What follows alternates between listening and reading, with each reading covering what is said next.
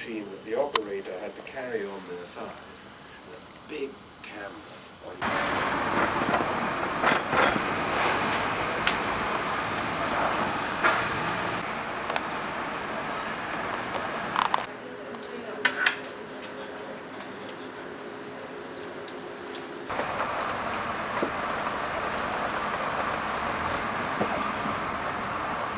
det gick hårt.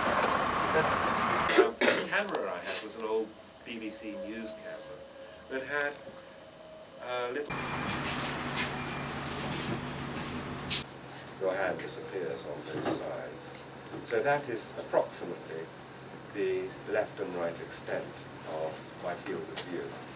And then of course you can repeat that top and bottom. Just so that the hands are just coming into the frame. And by measuring those two distances, the vertical and the horizontal, it gives you an idea of the aspect ratio that we see. So, in other words, it's very wide angle. It's almost fisheye in terms of thinking about the way cameras see. And that's one of the reasons I want to talk about this, because you mustn't assume that in cinematography the camera sees in the same way as the human eye. It doesn't at all. Completely different. The other thing that interested me is how much within that field of view remains in sharp focus at any one time.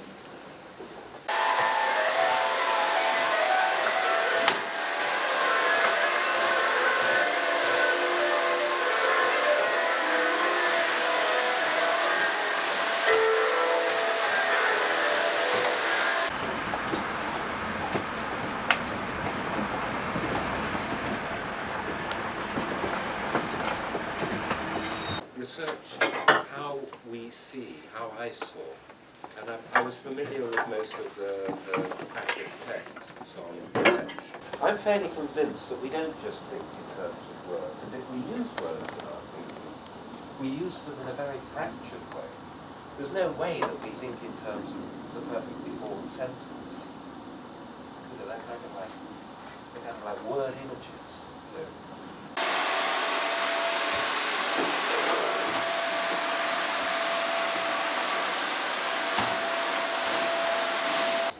Whilst at the same time being able to critically reflect upon the cinematic construction.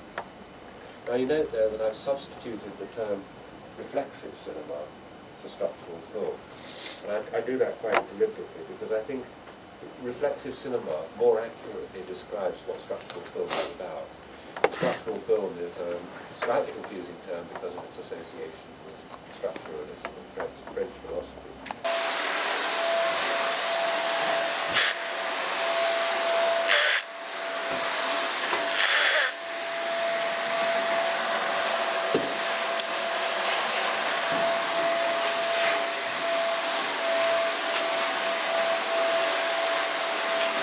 Thinking is not a straightforward linear progression of thoughts into an idea. It's very chopped up. And I think that film has the potential, to replicate this language of thought, to replicate the way we think. This process, by the way, of finding out by self-interrogation, self-questioning, by observation, is called reflexivity. And reflexivity is a word I'm going to use in a number of different contexts this morning. Nanja. And my name is Margherita Zanobetti.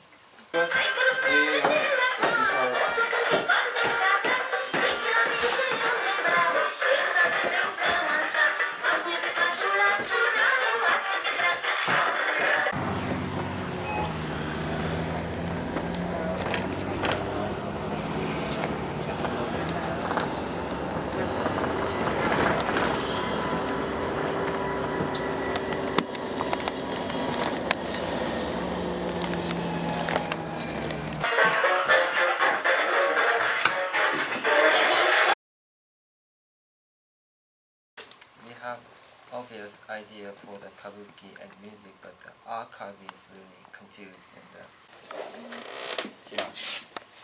train it in order to make it look good today. We started with something Margherita's idea, but then step by step, while we were actually working through it, we decided to change a few things.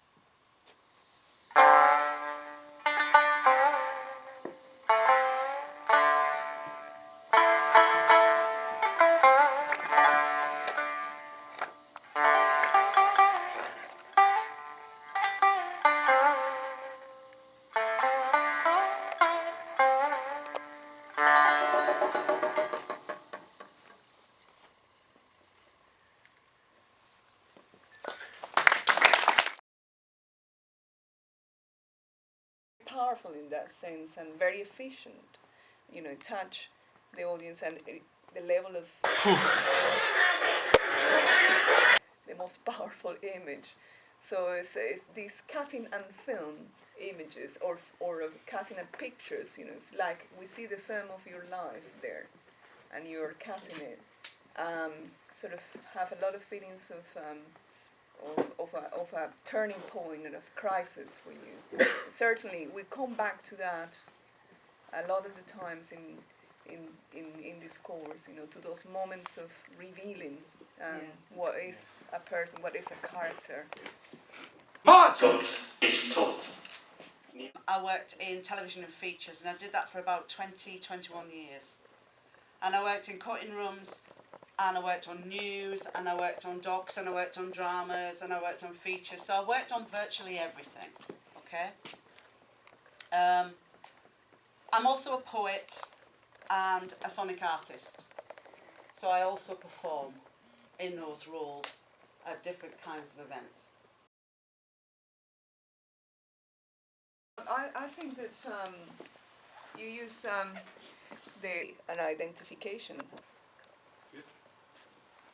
Lauren, you've also got something to say. What do you think?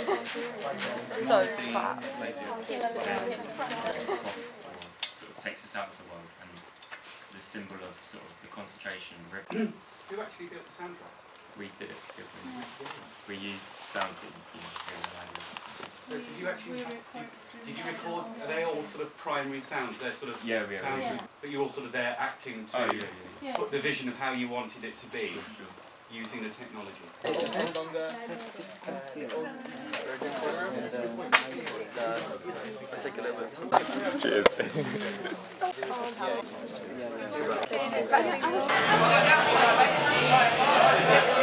We'll all strive to better. Will to power! Will to power! Will to power is a more important element in the pressure of adaptation or survival.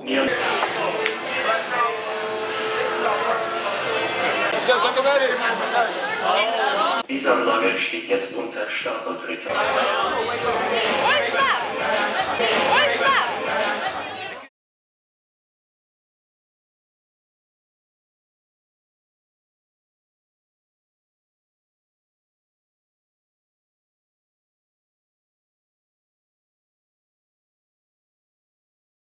Progressing. Yes.